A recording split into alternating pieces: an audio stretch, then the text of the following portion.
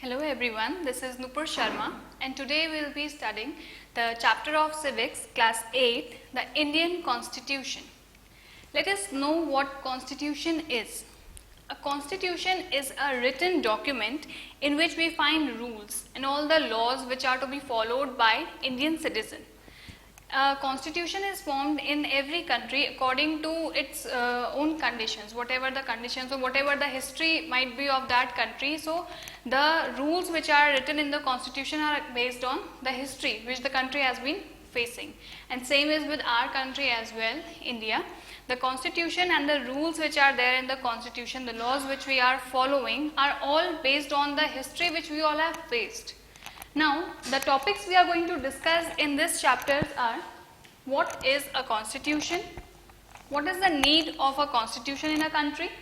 The Indian constitution key features. What are the key features of the Indian constitution? Means what all things does it involve?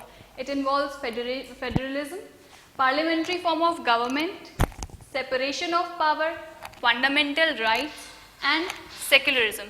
So all these things are involved in the key features of a constitution. Now, before starting with the main topic, I would like to go back to the history. What happened in the past that the need came to make a constitution? What such thing happened? Now, if we talk about the birth of our nation India, earlier it was not India, a country. No, it was Indian civilization.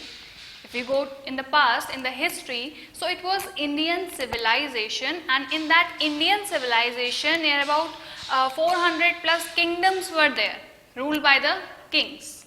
And the people living there, they didn't had any right. They were not having any rights. They were not having any participation. Like if the king is making any decision, people were not there to participate in that decision. But now if we see, it is not like that. Now our decisions are taken by the government, the laws are made by the government, and directly or indirectly we the citizen of India are participating in their decisions. How we are participating? Because we are electing our representatives who are there in the government, and whatever rules they are making, they keep in mind that it doesn't go against the citizen of the country. But earlier if we see the history, it wasn't like that. The kings were ruling all over, there were kingdoms, different kingdoms, and in those different kingdoms, again there were diversity of people. People belonging to different castes, people following different religion, practicing different cultures, wearing different dress, speaking different languages. So there was diversity at that time as well. But there were kings and their kingdoms. So people were not having any involvement in participating if any law came, if any rule came. So the basic work of the people was only to follow what the king is saying. They can't even object. Whatever the king is saying, the people had to follow all that thing. So this I am talking about the past when kings and kingdoms were there. Right. Now, when there was diversity, so people belonging to diverse culture, diverse religion, they used to fight with each other, or they used to isolate that this is our kingdom, we will live there, whatever is going on in the next other kingdom, they were not bothered about it. So they either isolated themselves or they used to fight with each other. Now if I talk about the population, so 85% of the population was Hindu and rest others belonging to different other religions. So 85% was Hindu. Now if I say Hindu, in Hindu also there was a division.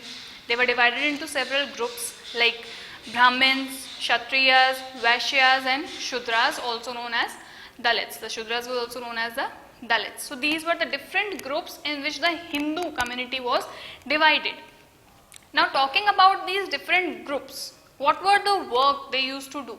If I talk about the Brahmins, so the Brahmins were doing the work of getting the education and educating their children, their generation about the Vedic. They were giving the Vedic education to their children, all the Brahmins, and they were also taking care of the temples. So basically means the people who were taking care of the temples and giving the Vedic education to their generations were the Brahmins.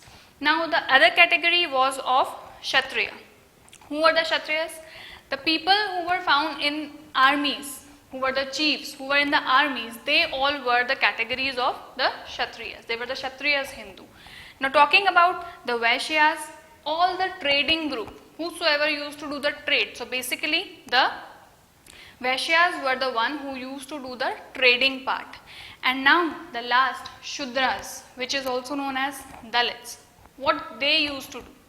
Dalits were always considered, they were the lower caste people, so they were not allowed to be involved in other certain activities which were performed by other people. They were seen like they are the lower caste, so they were not given any opportunity, they were not provided with any facility, they were not given any education because they are of low caste. So they were treated that way, and they were, what work they were given?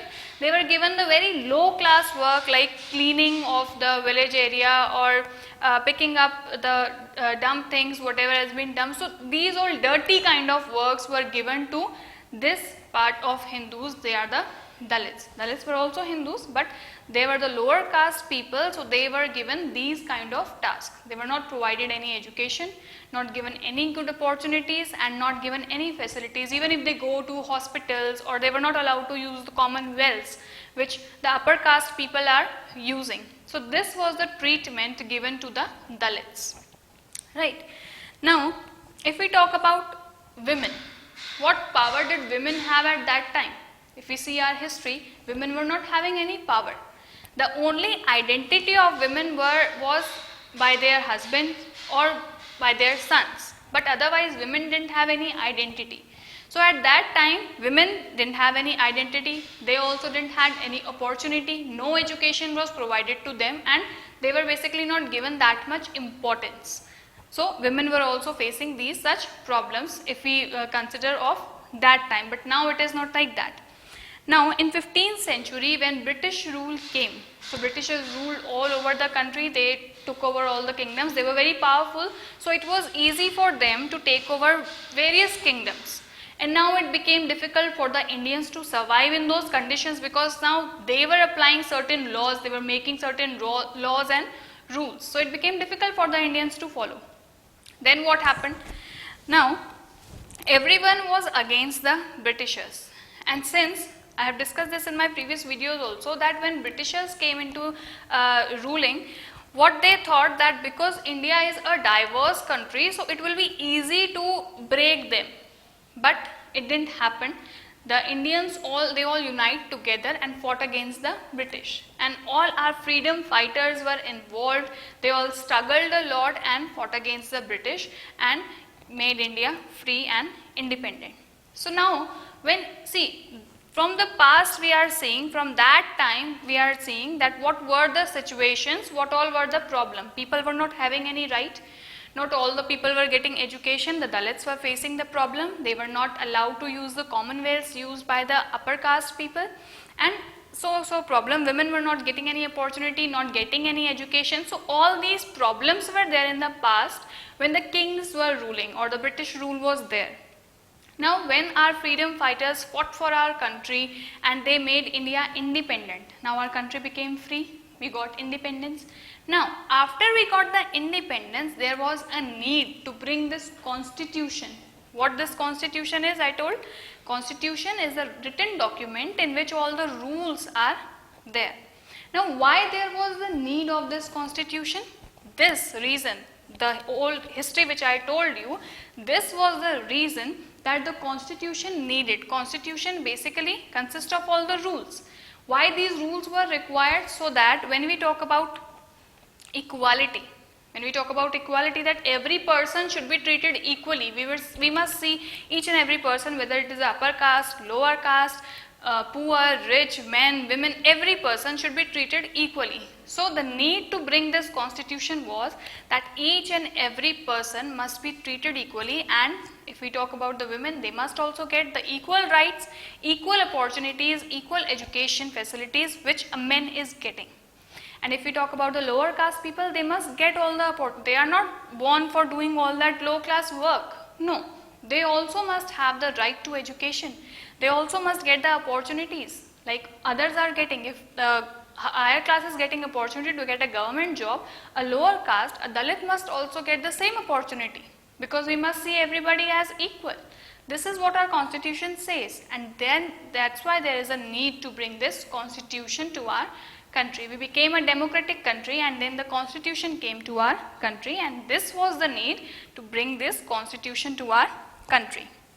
All the freedom fighters fought and they all brought this constitution. The constitution was drafted by Dr. B.R. Ambedkar. The whole constitution, it was drafted by Dr. B.R. Ambedkar and hence followed by other, and then the other rules were made. Now, the rules which were made in this constitution were made by keeping these certain things in mind, whatever the people were facing. Since they were facing so much of problem, so all these things were in their mind that if we will be in a free India, they had that thing in their mind that to live in free India, how our free India would be. If we say our India is free, we got the independence, so that independence, with that independence, they also see that freedom. Freedom means freedom from all this thing, imposing things on others which the other didn't want to do, all these things. So people have to be free from all these things. That is why there was a need to bring this constitution. The constitution serves several purposes. It lays out certain ideals that form the country that citizens aspire to live in. So the country in which the citizens aspire to live in, that yes, our country should be like this, that is what our constitution has in it. Our constitution has that laws, those rules through which each and every citizen of India can live freely in the country without any discrimination, without anything else. Now, let's take story of Nepal. In Nepal, there was King Gyanendra in 1990. His father brought up the democracy in the country. Nepal is our neighboring country. So, the father of King Gyanendra brought up democracy. But when King Gyanendra came to rule, he tried to finish up all that democracy. He didn't wanted that democracy. But then what happened? The people of Nepal, they protested against the king, because they wanted their country to be a democratic country. So they protested against the king, and finally the king accepted that the government by the people in 2008. By 2008, the king accepted that yes, okay, there should be a government by the people. Democratic government is the government which people choose for themselves.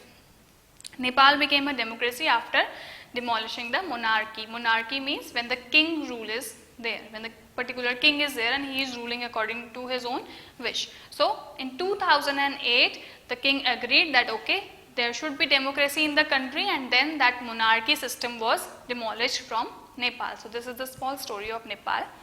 Now, talking about the Indian constitution key features. What are the key features? So, I said the key features include all these points: federalism and parliamentary form of government, separation of power, fundamental rights and secularism. We will see all these topics one by one. So first let's start with what key features are: the Indian national movement and the imagination of free India. Right now I told you the freedom fighters who struggled a lot and were thinking of a free India, they thought of a country, that our country will be free and what all things should be there in our free India so that it become possible for each and every person to live in. See, if I take a small example, suppose let's say a football match or a cricket match.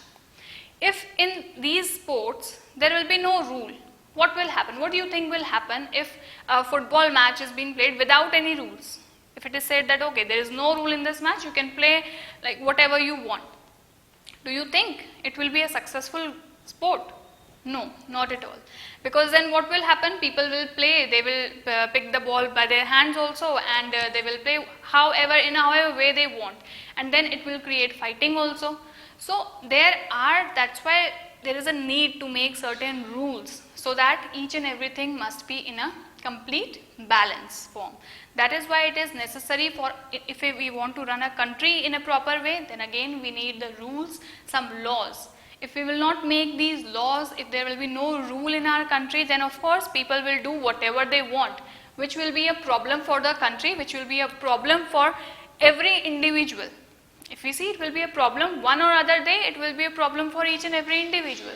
That is why it is necessary to make some laws, to make some rules. Now making these laws and rules are by the government, and there are other people involved who implement and execute all these rules. So it is not only the government that they take the decision and that is done. There are people who will have to implement, who have to execute all these laws also, and then it will be followed by each and every person. Indian national movement refers to the time period when the Indians were struggling for independence. So that is the Indian national movement, when Indians when we say the freedom fighters are great leaders who are fighting for independence. So that movement was the Indian national movement, and that was the imagination of free India. And what they wanted in that free India? The democracy, because we suffered a lot under the colonial rule. Because when there was colonial rule, nobody else was participating in their decision. It was their own decision. Whatever they used to say, we have to follow. So the imagination of the free India was that democracy should be there, because they have faced a lot during that colonial rule. Equal participation of people was required. At that time, people were not allowed to participate in any decision making. So now when they were thinking, the freedom fighters, when they were thinking of a free India, they wanted that equal participation of people must also be there. Now how did they achieve this? This was done by a group of around 300 people. Constituent assembly, which we call, this constituent assembly consists of 300 people. They all worked together, and hence they were able to achieve this goal of free India. Constituent Assembly, the body of leaders, had a huge task of forming the constitution of the country, and Dr. B.R. Ambedkar, as I said, he framed the constitution. Basically, he framed the constitution, and while framing the constitution, they had many challenges, because India is a diverse country and it was not easy to bring. Right now it is easy for us to say that yes, freedom fighters, they struggled, they fought, and they bring our country to independence, and constitution came into our country. It is so easy to speak, but for them it is difficult to make it happen, because India is a diverse country, and to bring all these diversities together, it was not easy. It was a challenge for them because of the diversity, because of the partition. At that time India faced the partition also, and because of the integration of princely state. State here means the whole country. So these were few challenges which came to those leaders while they were bringing and they were working on this constitution. And it was difficult to accommodate all these diversities together, but they made it possible somehow. Now, Constituent Assembly gave a visionary document, democracy plus national unity, and concern for socio-economic development. So these were the things which Constituent Assembly were keeping in mind, that there should be national unity, everybody should be united together, and the concern of socio-economic development must be there. Now let's come to the next topic, our key features. We will discuss one by one all the key features of a constitution. So first let's start with federalism. What federalism is? You can see here I have made a picture, central, state and local. I'll explain you what it is. Federalism means existence of more than one level of government in the country. If we take example of a school is not run only by the principal. Principal requires the help of other members also to divide their work, so that he can divide his work to the other team members, and they can also help him to control the whole school, and so that all the administration work can be done properly. So it is not a one-man thing that a particular person can do it alone. So this is what federalism is. Alone, a single government can't look after all the things going inside the country. So that is why federalism is required, and here if you can see, the main is the central government, means the main decisions which are coming for the country, for the whole country, is by the central government. Then comes the state government. Inside the central government, inside the country, we have different states. So in those different states, state governments work for their particular state. And then comes the local government, like Panchayati Raj. Whatever the local areas are there, panchayats are there, and Panchayati Raj system is there. So these are the three levels in which the government is working. and can perform their task easily, so that it becomes easier for them to look after the situation of each and every place also. They will be able to see particularly that if this state, what is the problem going in this state or that state, or in that state also, like if I talk about the local government system, the Panchayati Raj system, so if there are small villages in a state, so there might be some problem in those villages, that particular problem is then seen by the local government. Then it will go further to the state government, and if it is a very big issue means if there is a concern, any concern which relate to each and every state, then the decision for that concern will be taken by the central government. So the main is the central government. Now, need of federalism. Because there are vast number of communities, so we need the system of this federalism, because alone central government can't govern the whole country on its own. How can a single person or level of government can govern all the communities? It is important to have multiple governments. Now, federalism in India. State enjoy autonomy in exercising power. At the same time, they follow the laws of the central government. Constitution contain lists that specify the lawmaking power of each tier. Now, the constitution gives the power to different levels. As I talk about the different levels of the government, again in this also, different tiers are made. Tiers is not the vehicle tire. Tire here means that different levels. How they have divided their work in different levels. First is the union list. They have divided in 3 lists: union list, state list and concurrent. If we talk about the union list, in the union list, all the foreign affairs are seen in the union list, and this is all seen by the first one, that is the central government. The second one is the state list. All the internal things, whatever is going inside the state, that is all seen by the people in the state government. And now concurrent. Concurrent is the education facilities, whatever is there, that is done by both. That is either done by the state or central. In that, both are participating when it comes to education system of our country. So both the levels, central government also and state government also, both are involved in making the decision based on the education. Now, constitution also specify the source of money for each form of government, where the money come from and how it will be divided in each form of government, that is also in the constitution. Next is parliamentary form of government. We all know that the laws which are coming to us, whatever laws are in our country, is made by the parliament. So parliamentary form of government is the government in which we are choosing our representative.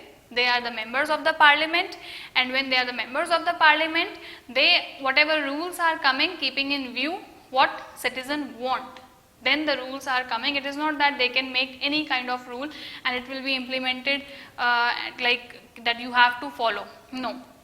Parliamentary form of government, that means that the decision which is taken by the government, keeping in mind all the needs of the people. So parliamentary form of government is operated by parliament, and we elect the representatives, those who are in the parliament. Constitution of India guarantees universal adult franchise. I have discussed this in my previous video also, in class 7th video, about the universal adult franchise. Universal adult franchise is the right to vote. When the adults, means above 18, have the right to vote, that is the universal adult franchise. People elect their representative, and they can also contest an election. After the age of 25, you can elect your representative. You can also be a contestant over there, means you can also stand for election. But there are certain laws, like there should not be any criminal record of yours. Many things are there, but if you don't have any criminal record or you are absolutely clean, you can also stand for elections. Under parliamentary form of government, people elect their representatives. These representatives are accounted to the people. Now, next is separation of power. Like I gave you an example of the principal, that principal alone can't run the complete school. He needs to divide his power to the other members, like he will make separate coordinator for senior wing, then separate for junior wing, then again a separate coordinator for pre-primary kindergarten wing, and then it will be easier for the principal to look after all the things, because now he has divided his work, he has divided his power. The powers have been divided to 3 groups. Now those 3 groups will see their sections, and then whatever the problem will be, if it is internal problem, could be solved by the coordinator, he or she will solve. If there is a big problem which can't be solved, then they will go to the principal. So like this way what happens, the work, the power is divided among many people, and then it becomes easy to work. So in the separation of power, again divide and sharing of power in different levels. So the government, here the power of the government is divided in different level. First is, there are the 3 organs of government: legislature, executive and judiciary. Now legislature involves the MP and MLA who are in the parliament, and what are they doing? They are the elected representatives whom we are electing. So these legislature involve the people whom we are electing. Now executive means whatever the laws are made by the government, whatever the laws parliament is giving us, that must be executed also. Who will make them executed? The police, or we say the PM, etc. They will help us to execute all these powers. The laws which have been made, the police and the PM will execute all this, and then we all will follow. Then the judiciary, it includes the Supreme Court and the High Court. Now why we say the organs of government and why we have divided them in 3 parts? If something is wrong over here, if there is some law which should not be there, which is wrong, or taking into consideration of only one person, so if there is something wrong over here, judiciary can check over it. Then again, if the executives are again making any problem, again the judiciary can see over it. If the judiciary is making any problem, means the lawyers or the court, if there is any problem there, then again the legislature can check that. So by this system, each and every one will be checked, and if each and every one will be checked, so there will be a balance maintained between each and everything. That is why there is a need of these powers to be separated among different people. Now not only one person have the power. It is not that you are an MLA, so you can do anything. The law which we are talking about is above all. The laws which are there in the constitution is above all. If it is for a common person, it is for the government official as well. It is not that there will be a different law for a government official and a different law for a common person. I'll give you a very small example. If suppose a person who is very poor has committed any crime, and a person who is politically strong or belongs to a government official's family has done the same crime. So it is not that the person belonging to a political family will not get punished, or will get some different punishment for his crime, and this person belonging to a low class or poor person will have some other punishment. No. If the crime is same, both the level will get the same punishment for that crime. So this is how the system works, and it check and it balance the complete thing. That's why this system is made. Now why and how power is shared? We have discussed why these powers are shared, so that everything can be checked, and in order to prevent the misuse of power by any one organ of the government. It is that not anyone can't think that if we are in the power, so we can misuse it. So if it will be checked, nobody will be able to misuse their power, right? And this will make a balance of power. Now, because government is a non-permanent entity, means right now BJP is ruling, maybe after a few years Congress will come, so it is a non-permanent entity. It is not permanent that throughout our lives only one party will rule. The parties will keep on changing. So that's why there is a need to share the power. If the power will be shared among different levels, nobody will be able to misuse their power, and a complete balance will be maintained. Now talking about the next, that is the fundamental rights. In our constitution there are fundamental rights, and each and every individual living in our country has these fundamental rights. We see the first one. The first one is right to equality. Right to equality means each and every individual has a right to be treated equally. We have taken example earlier also. A lower caste and upper caste or person who is rich, who is poor, they can't be treated unequally. That is what fundamental right says, right to equality. Each and every person has to be treated equally against the law. Right to freedom. Each and every person has a right to be free. They can think freely, they can go wherever they want, they can do whatever they want. They have that freedom. Next is right against exploitation.